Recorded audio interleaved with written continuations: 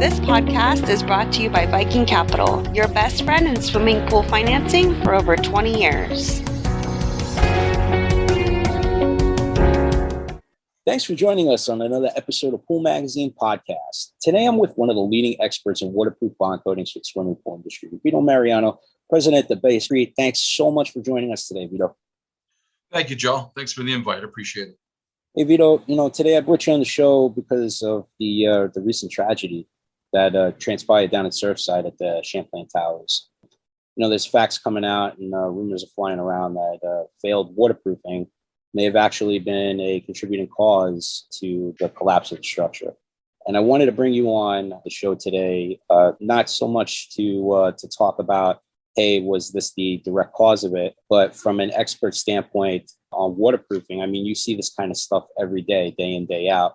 Based on what you've seen so far presented in the media, do you think it's a fair assumption, that waterproofing may have played a role in this? Yeah, first of all, it's a real shame. I've got people that I know working on site overlooking some disastrous, we all know what we're looking at, and it's a real shame. Concrete has to be protected from moisture, water, regardless of whether it comes from thermal or just simple rain on the project. Concrete is a sponge for water. It has to be protected, especially if it has steel in it. This is a perfect situation where water got to the steel, it expanded, and once the metal and the steel starts to break down, you're going to start getting some deviation in the strength, which had a lot to do with whatever movement was causing it to. It's a domino effect. Once it starts, concrete's very heavy, it's just going to implode. That's basically what occurred here. Based from what I'm reading, what's come out in the media, in the New York Times, and in credible sources like the Wall Street Journal, they read the same reports that you and I have read, which was Frank Morabito's structural analysis of the building. All right, yeah. Back in 2018, he defined a whole laundry list of major structural repairs. They conduct these surveys every 40 years down in Florida because of an incident that occurred back in 78. The DEA building actually collapsed. And they actually put regulations in place because they wanted to keep things like this from reoccurring again. The evidence that's coming out says that there was major repairs that needed to be conducted on the concrete slab below the pool deck, abundant cracking and crumbling of the column, beams, and walls of the parking garage. I mean, based from what you've seen from those photos, do you think that it may have been a contributing factor? 100%, yes. You have a vessel that is suspended and leaking water. It has to be contained at pretty well any expense, especially if there's a living space underneath it. Now, these pools and these buildings move an awful lot. The water has to be contained, and I've been an advocate for waterproofing every vessel, not for the fact that I'm in the business. It's just it has to be contained. Water is damage to structures, damage to wood, damage to tiles, concrete, steel. If it's a reinforced building, which is what we're looking at here, the steel has to be maintained where it doesn't get attacked by water. Water causes damage to the steel, and then we all know what happens from there. And I do see this type of thing all the time. I'm shocked walking to a lot of buildings where, and I could say I do it all day, every day. I look at buildings and I get the worst swimming pool vessels in the country thrown at me to try to repair, come up with a solution, which we do. We've always come up with a solution to the point where some of them have to be even completely demolished and start from scratch. Do you see this quite often where there's pools that are so intrinsically attached to the parking structure and then the building is on top of the parking structure? I mean, this is like a domino effect. That's a domino effect, and you're right. And that is the majority of what I see. I would say 90% of them are exactly that. They are suspended over the parking lot, somewhere in between the floors. I think the tallest one I've ever done was in 43 stories. I've done them up to 35, 40. I think the one I did in Seattle was 43 stories. They are always prone to movement. The structure has to maintain all that weight in place. And when you get deterioration that starts, you never know. It's a ticking time bomb. And I do see buildings that need to be protected. And that's really the reason why I'm very busy in the waterproofing business. Concrete needs to be protected from water. Even if there's no swimming pool, it still needs to be protected from water because you have hundreds of thousands of tons that are suspended and moving in the air in these structures. And then you have all these structures that are built on sand around these beaches. They're all built on pylons. They're subject to sinking and moving. As we all know, this building was also moving and sinking at a certain rate per year. They have to be maintained and waterproofed. Yeah, I mean, based on what the Morabito report said, the failure of the pool deck area, he said, was it's a flat surface where all the water sits on the waterproofing until it evaporates. And Morabito pretty much defined it as poor project planning by the architects and the engineers. He recommended replacing the deck waterproofing and removing the concrete top slab to gain access to the waterproofing membrane. Yeah, and it comes with a price. It's always has to be funded by the HOA. Well, it's going to be millions of dollars, is what he said. Yeah, and then when the money's not funded for it, you're stuck in what do we do now? And then you end up with a major disaster like this, which is it's a shame, and it's really sad. I think the problem is these folks move into an older building, right? And the building needs structural repairs, right, Vito? Yeah. And then they get hit with an assessment charge of like, hey, you've been assessed for $100,000. Here's your fair share of the repairs that are needed. I mean, it's just a sticker shock, Yeah. Yeah. Well, you got beautiful, hot, sunny weather in Florida. Right now, we're in the rainy season. It rains here every day. When you're in rainy season and it rains the way it does here every day this time of year, you have to find a way to draw the water away to a drainage system. Then you have all the thermal that goes with it because it drops from 100 degrees to 73 degrees virtually within minutes. Then you got all that extra shock that the concrete is prone to, and the structures. It is a shock. It's like getting hit with a baseball bat. Then you got the hurricane season.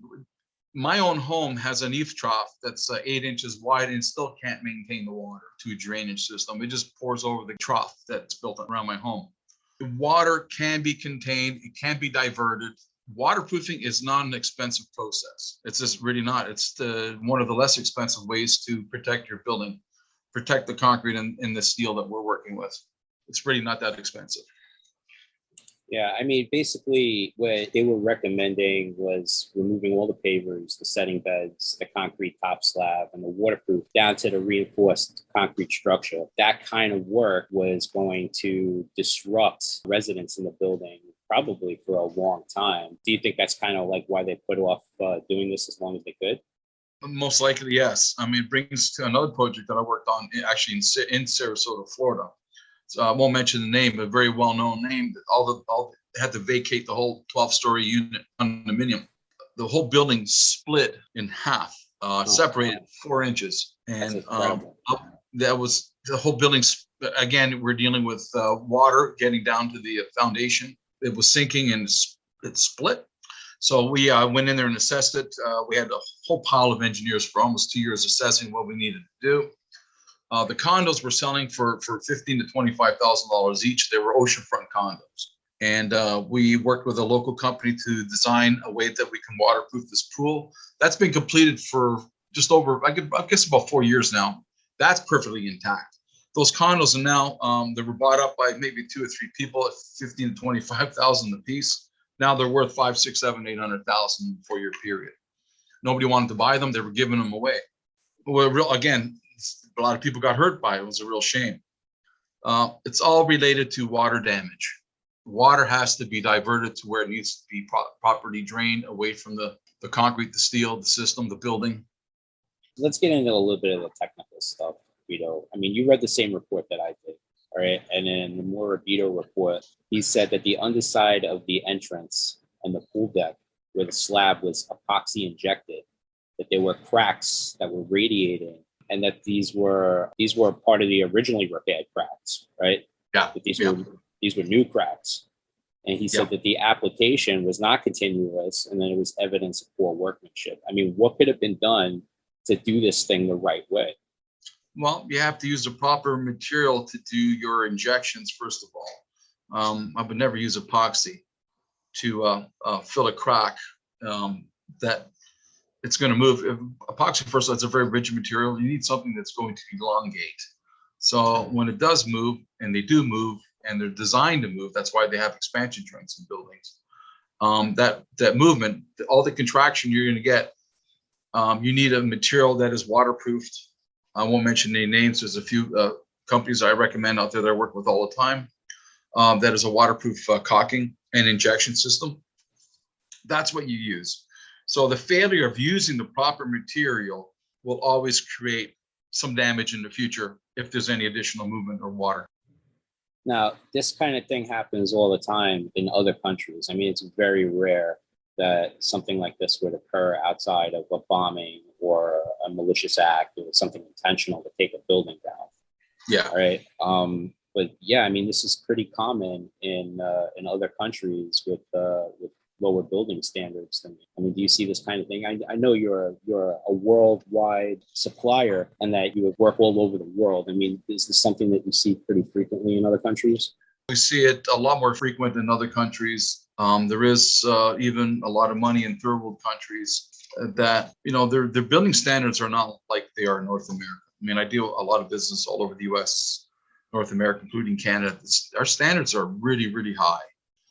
They're standards that the rest of the world look to in order to build up a system to have their standards in place. And I also work on that too. Second to that is the EU that have very stringent building codes as well.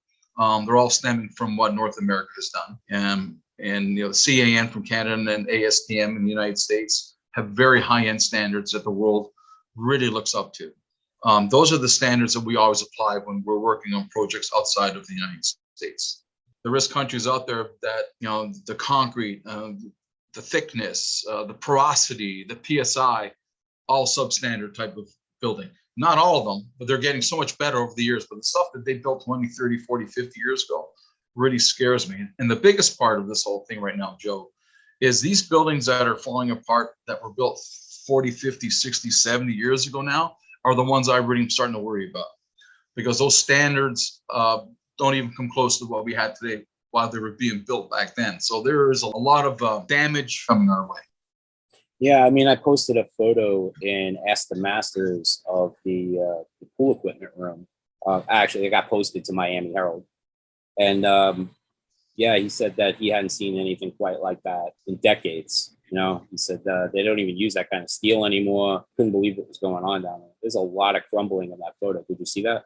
Oh, my Lord, yes. I'm actually might be asked to go down next week and take a look at the situation. I got called within a few hours after this took place.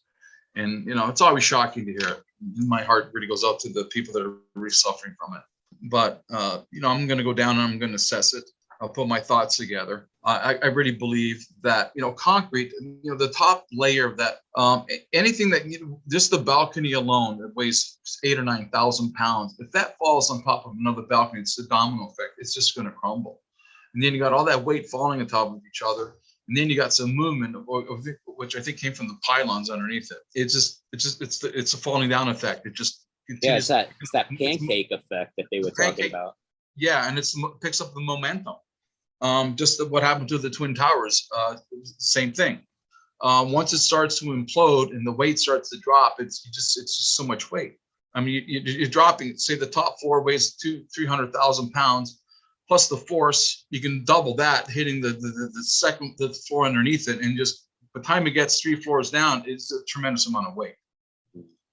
Yeah, well, I mean, that's why they were saying, was it stuff that was happening on the roof? Was it stuff that was happening below ground? I mean, there's so many things that were sketchy about this building that they just don't have a definitive answer. It's like, hey, this is the conclusive thing that caused this, Yeah, and I don't want, I have my own thoughts about it. I mean, some would be based on speculation. I have my thoughts about it. I think it's just a combination of a few things that all occurred at the same time. Mathematically, you could not evade that. It's just bound to happen sooner or later. There is other buildings that it's going to happen to. Not that long ago, a year ago, that beautiful bridge crushed a lot of people and fell read about that, yeah. In Miami. Same thing. Concrete has to be stabilized. There's a lot of weight behind it, and it has to be always waterproof, even horizontal and vertical. I think that every concrete that is applied should be waterproof if it's got metal and steel. And you have to keep it protected because the elements that is introduced to concrete and steel is very corrosive. Water being one of them, the most corrosive actually. Once you have steel in concrete, and it's exposed to water or moisture, you're going to get these type of situations that are occurring and going to occur. And it's going to, I believe, escalate even further because a lot of those 50, 60-year-old buildings are coming of age where they're not either waterproofed or re-engineered. I think this moment in time actually puts a spotlight on it, Vito, that there is a systemic problem going on with some of these older construction projects, all right, that are now nearing like their fifth, sixth decade, and that they have underlying structural issues. I mean, this could be a watershed moment where, we could prevent future tragedies from occurring. Dave Penton put it really well the other day. I mean, he said, if we wait 7 to 8 years, all right, for the report to come out, then any hope of using this as a teaching moment is going to go by the wayside. Yeah, I think that David was right. It gets diminished. And, I think the biggest problem we're dealing with right now, Joe, is the fact that how do you allocate the funds when you got, say, 120 units in the building, 4, 5, 10 stories, 1 story. You have the HOA, and all of a sudden, you have the $25,000 per unit because it's going to cost you $1.5 million to do the proper renovations to clarify some of the damage that are going to be occurring, that are occurred and that have occurred. Most of these homeowners from the HOA can't fund it. So what happens then when they're not being funded? Who picks up the bill? Yeah, it's a definite problem. For one thing, the homeowners don't want to get assessed when there's huge repairs, right? Yeah. But in the same token, you don't want to live in a death trap, So, I mean, what do you do? Exactly. Going back to this building that I was called in 4 years ago that we finally got through after 2-3 years of mediating the whole thing. Each unit was getting assessed at $180,000 per unit. No guarantees, but each homeowner was saying, well, no, I'm not going to spend it. I'm not sure what's going to happen. They're not guaranteeing it. They virtually walked away from them, and they put them on the market for 25,000. They were gobbled up. Guess who gobbled them up? The engineers did, because they knew that there was going to be a way one day that they were going to justify the amount of money. And they did. They spent the money, they bought the units, they properly put it back together again. And they all went back on the market, and they all made an awful lot of profit doing so. Did they have the right? Well, I guess they did. They were the ones that were responsible for mediating this building, putting it back in shape again, and selling the units. Don't you think that's like insider trading, though? Well, yeah, I didn't want to say that, but yes, yes. I know one particular engineer bought 12 units. So yes, me thinking being a businessman, I should have bought a few of them myself. Yeah, especially if there's no regulation. Especially if there's no regulation. So, it's been a few years. The building's still perfectly intact, and it's well done. I worked on a building. This is kind of intriguing. This was in Vancouver, Canada.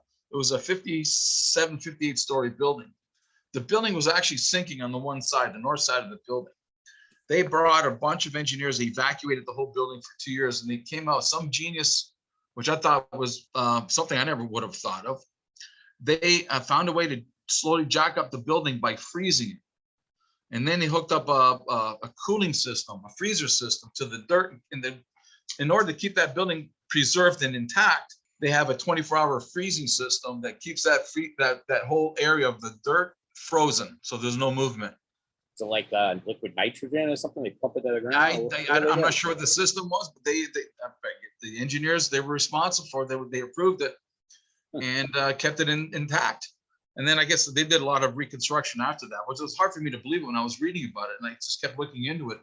But I mean, in this particular instance with the waterproofing failure, I mean, basically they were going to have to shut down half the building, relocate half the residents, right? Yeah. And it was going to cost them millions of dollars. So, I mean, in lieu of facing those kinds of disasters, it sounds like they put this thing off just about as long as they could. All right. They did. They pushed it off to the side.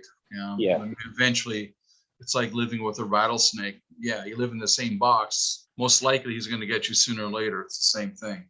I believe now that this is going to start kind of a lot of things moving forward at a quicker motion.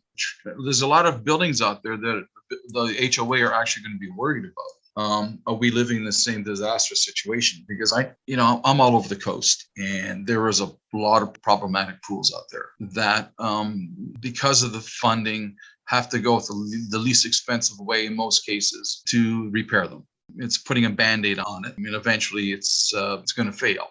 It's always going to come down to the amount of money we can put into it. I mean, we have a lot of very smart people out there, and I work with a lot of engineers that are brilliant, coming together with a concept to rectify some of the failures. And there's been a few situations where I've been called in, and I just say, no, it's got to be taken out and started from scratch. This pool is done. It cannot absorb any more moisture or water because it's just removed all of its integrity. And that's the last thing they want to hear from me is it has to be removed and start over again. Well, that gets really, really expensive. For the ones that have taken my advice, they're happy. For the ones that have not, I back away from them and I don't know what to do from there. But there's a lot of buildings that I've assessed over the years that 3, 4, 5, 6, 7 years later, I get called back. We're now ready. We've allocated the funds. What do we need to do? Yeah, I mean, but all you could do is give your best assessment. I mean, you always want to be of the right mindset that, like a good mechanic, you don't want to let the customer leave the shop when you know that they're riding around a death trap. But I mean, when people ignore sound expert advice, I mean, what do you do to people just ignore you? Yeah, when people look at me at a different tone than most times, because I am in the manufacturing waterproofing business. That, did you just say that to me because you actually trying to sell me waterproof? Well, both. You've called me in as an expert, which I consider myself after 90,000, a lot of work over the years and probably 22 different countries. Now I give them a true assessment. If it does not need my material, because I'm a manufacturer, I truly tell them it doesn't need it. This is what you need to do to remedy your situation. I've gained some respect in that industry because of it in my industry. Not all vessels, they've already been intact and they're still perfectly fine. Everything else around it needs to be waterproof, but that vessel is looking good. But we don't just have pools. We have everything that is exposed to concrete, even if it's on ground, especially above ground, because we have a lot more disasters to worry about. It has to be maintained. Water is all the damage in the world to concrete. Yeah, I mean, that's why I wanted you to talk about this stuff, because you don't just in the pool world, you deal with a lot of parking garages and concrete structures and things of that nature. I mean, if it's concrete, your product's pretty much protecting the concrete structure and you know about this stuff. So, I mean, I feel like, just from a general standpoint of like, hey, could it have been the pool? It's irrelevant, because you're looking at major concrete deterioration, and that's something that you see day in, day out. Day in, day out. Yes. And you're right. So being in the waterproofing manufacturing product business, supplier, manufacturer, we are, definitely all over the world. And in our industry that we're talking about, I am known for the pool industry, but that's just part of what we do in our company. It's everything concrete, from sidewalks to balconies to decks, suspended, you name it, roof systems, cisterns all over Central South America. Different building systems that we have to waterproof or even use as a bond coat. So it's a big business. There is, I did some research a few years ago. There's $3 trillion worth of reconstruction in North America. The majority of that is repairing concrete between bridges and water systems, sewer systems, you name it. There's an awful lot of concrete. So all the concrete they poured up into 50 years ago doesn't come close to the amount of concrete we have today. There's a lot of structures worldwide that have concrete and steel in them. And over the years, we get to see the disasters periodically on the news. The ones that we don't get to see are far greater than the ones that we do get to see. There's a lot of buildings out there that are deteriorating. It's looking like it's going to take years for this to unravel and for an investigation to properly be conducted and determine the underlying root causes. I mean, like right now, all we can do is speculate. Yeah, it is speculate. I'm hoping they come up with a resolution to this very quick. My heart really goes out to the people that are suffering from this. This is not the only time I've seen this. I've seen it throughout my life. I've seen a lot of people get hurt on job sites. I've seen a lot of water damage. I've seen people evicted and evacuating from their buildings due to this type of been through a few hurricanes. The hurricane goes away, you come back and you can't get near your resident because it's all water damaged. And then they renovate it, you live in it, and years later it's still deteriorating. You get salt water that's saturated all this concrete with all the steel. That's an ongoing situation that continues to deteriorate. There's nothing you can do. While you sleep, water does its damage. Yeah, I mean, these condominiums that are all dotted along Miami, they're all been built probably like 50, 60 years ago. I mean, we got major issues with some of these buildings What do you think they could do down there in order to mitigate buildings from becoming potential liability for the homeowners that live there? And especially in the older buildings. Comes to the building department, everybody needs to know how to take care of the industry. I mean, you have these building inspectors that just know what they know. Building inspectors are not engineers. I think a good start is to start getting these engineers onto these older buildings and start doing some assessment. That's the least expensive way to start. It doesn't cost an awful lot to get engineers involved in assessing your building. And that's a good start, because if money does have to be allocated for certain things that need to be done, they can get themselves set up for it. Even if it takes a number of years to get it done, they can start, or they can start building up for it. Yeah, I mean, but it's like going to the doctor. You're an old man, you haven't been to the doctor in 20 years. You're walking out of there hearing something. Yeah, I'm a firm believer in preventative medicine. So something is better than nothing. Yeah. You can do a little bit of over a number of years, but having it sit there and deteriorate at a faster rate, because once it starts, it just starts. Well, I appreciate you giving us your insight, Vito. As always, your expertise in the waterproofing industry is invaluable in this industry, and we really appreciate your input. Thank you. Thank you, Joe. And just on top of all of that, I am one of the busiest people you'll ever meet. Right now, in the last few years, what's happening is out of control. So I'll keep working. I'll just keep working. Hopefully we can help everybody out. That's all the time we have today, but thank you so much for tuning in. We were discussing the recent tragedy that unfolded at the Champlain Towers. It's a controversial topic, but one that needs discussion nonetheless. As always, a big thank you to our sponsors. Please make sure to subscribe and tune in next time for another episode of Pool Magazine Podcast.